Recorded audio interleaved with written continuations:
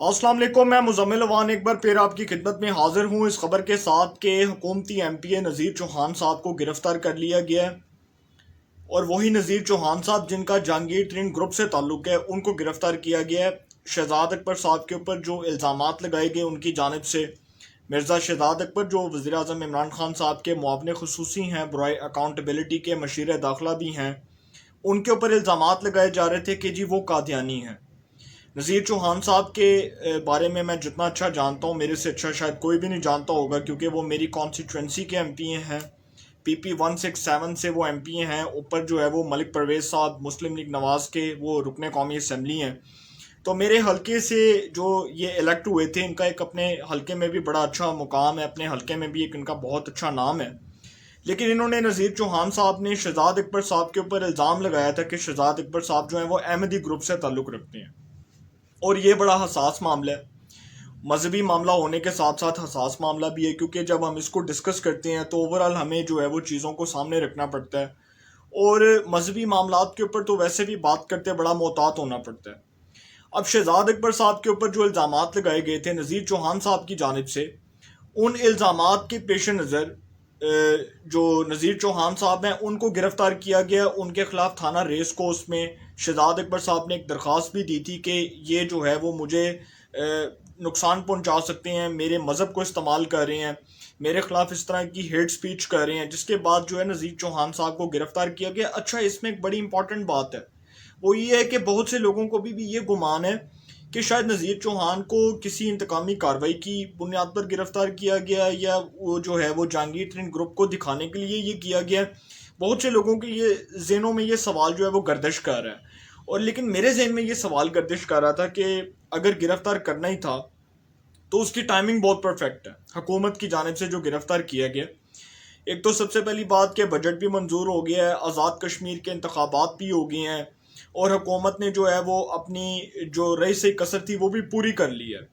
अब जहांगीर तरीन ग्रुप को इस बार हुकूमत की जानिब से सरप्राइज़ मिला है। नज़ीर चौहान साहब की जो गिरफ्तारी है वो हुकूमत की जानिब से एक सरप्राइज़ है।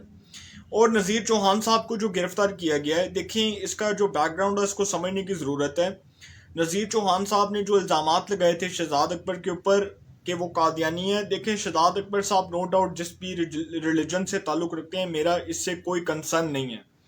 लेकिन शहजाद अकबर के ऊपर जब एक इल्ज़ाम लग गया था तो उनको अपनी पोजीशन को वाजे करना चाहिए था, मीडिया में आके पोजीशन को वाजे करना चाहिए था, और उनको किसी भी तरह जो है इस बात को आइडेंटिफाई करना चाहिए था कि जो इल्ज़ामात उनके ऊपर लगे हैं उन इल्ज़ामात की हकीकत क्या है, क्या उनका हकीकत से कोई ताल्लुक़ है, या वो जो इल्ज़ामात हैं वो बिल्कुल बेबुनियाद हैं। उनको अपनी पोजीशन को वाजे करना चाहिए था।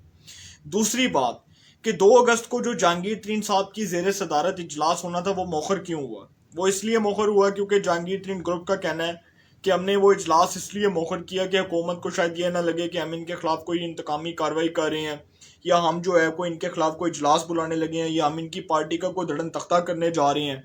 उनको ये लग रहा था, जिसके बाद हुकूमत के जो लोग हैं, जब उनसे मौका पूछा गया कि जी जहांगीर तरीन साहब जो हैं उनके ग्रुप ने एक इजलास बुलाना था, उन्होंने इजलास नहीं बुलाया, तो हुकूमत के कुछ ऑफिशियल्स का कहना था कि जी हमारे मामला तय हो चुके हैं।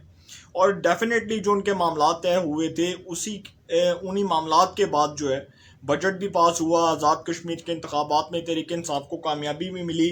अब शहजाद अकबर साहब जिन्होंने थाना रेस कोर्स में इनके खिलाफ एक दरख्वास्त दायर की हुई थी नज़ीर चौहान साहब के खिलाफ, अब उसकी दरख्वास्त के 2 महीने बाद गिरफ्तारी हो रही है नज़ीर चौहान की। और बड़े जो है वो बड़े सोचने की बात है, बड़ा लम्हा फिक्री है हमारे लिए भी कि वो 2 महीने बाद पुलिस इन एक्शन क्यों आई है, उस टाइम क्यों गिरफ्तार नहीं किया, फौरी तौर पर क्यों गिरफ्तार नहीं किया, मौके पर क्यों गिरफ्तार नहीं किया। जबकि नज़ीर चौहान जो हैं वो तो थाना रेस कोर्स में भी चले गए थे, जहांगीर तरीन ग्रुप के MPS को भी ले गए थे कि हाँ भाई मुझे हथकड़ियाँ लगाओ, मैं गिरफ्तारी के लिए जो है वो अपने आप को पेश करूँगा, मैं अपनी जान देने के लिए भी हाजिर हूँ, मुझे गिरफ्तार करो। लेकिन जहांगीर तरीन साहब जो हैं वो भी ये बात सोच रहे होंगे कि नज़ीर चौहान साहब को 2 महीने बाद ही क्यों गिरफ्तार करना था।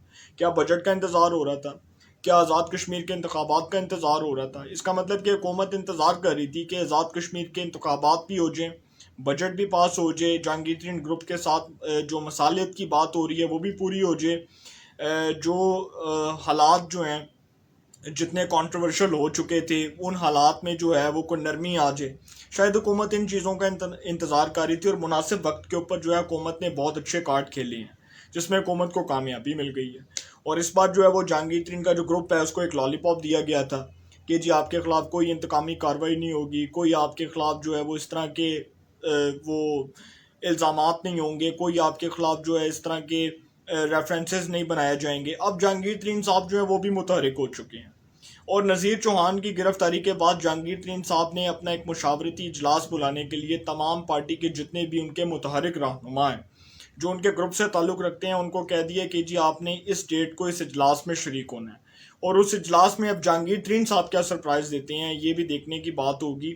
और इसमें जहांगीर तरीन साहब जो है वो भी मुनासिब वक्त का इंतज़ार करेंगे कि जी किस वक्त जो है वो इजलास बुलाया जाए और किस वक्त जो है हुकूमत को उनकी जो है वो ज़ुबान में जवाब दिया जाए। इस बात में कोई शक नहीं है कि शहजाद अकबर साहब जितने कंट्रोवर्शियल हैं, जितने मुतनाज़ी हैं और एहतसाबी अमल का जिस तरह उन्होंने सवा सत्यानाश किया और सवा बेड़ा गर्क किया, इस बात में कोई शक नहीं है कि शहजाद अकबर साहब जो हैं वो इंतहाई कंट्रोवर्शियल सियासतदान है। सियासतदान तो नहीं आप कह सकते, उनका पाकिस्तान की सियासत से कोई लेना देना नहीं है। ना वो कभी काउंसलर का इलेक्शन लड़े, ना वो MNA का इलेक्शन लड़े, ना वो सेनेट ऑफ पाकिस्तान के रुकन है।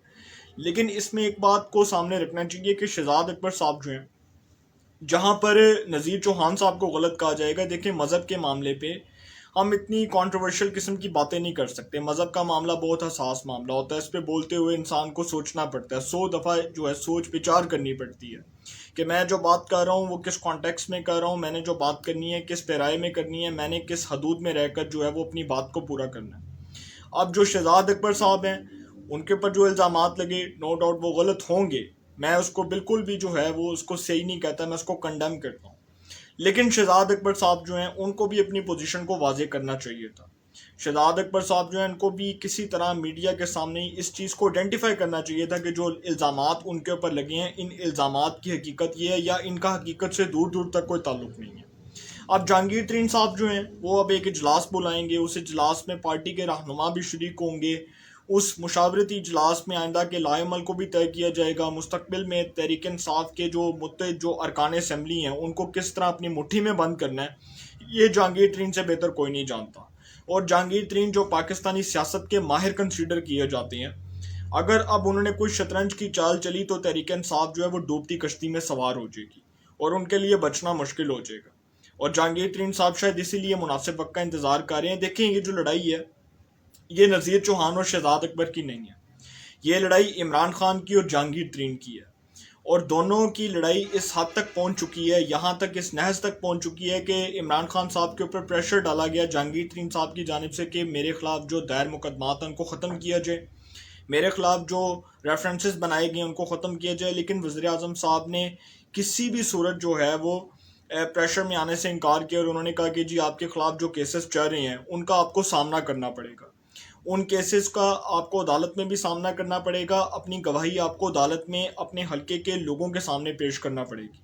जिसके बाद जो लड़ाई है ये बढ़ती रही, जहांगीर तरीन साहब पार्टी में साइड लाइन हो गए, उनका जो अपना एक मुकाम था तहरीक इंसाफ में वो बिल्कुल ख़त्म हो चुका है। अब उनकी तहरीक इंसाफ में वो हैसियत नहीं है जो उनकी पहले थी। जब वो बोला करते थे तो शाह महमूद को भी चुप करवा लिया जाता था, फवाद चौधरी जैसे लोगों को भी चुप करवा लिया जाता था जिनका तहरीक इंसाफ से सिरे से कोई ताल्लुक़ नहीं है। शाह महमूद कुरैशी साहब जैसे लोग, फवाद चौधरी साहब जैसे, इस तरह के जो लोग थे जब ये बोला करते थे तो इमरान खान साहब की जुर्रत नहीं होती थी कि वो एक जहांगीर तरीन को मना करें। जहांगीर तरीन साहब इतनी तेज़ी के साथ, इतनी सख्ती के साथ बोलते थे कि उनको मना करना जो है वो बड़ा मुश्किल हो जाता था और उनको इमरान खान साहब को मजबूरी के तौर पर उनको डिफेंड करना पड़ता था। अब ये जो लड़ाई है ये किस करवट बैठती है, ये ऊंट किस करवट बैठता है, ये वक्त बताएगा। जहांगीर तरीन साहब जो हैं वो अपने लाहे अमल का ऐलान करेंगे, उसके बाद जो है उनके सियासी लाहे अमल से जो है हम कोई तज्जिया पेश करेंगे।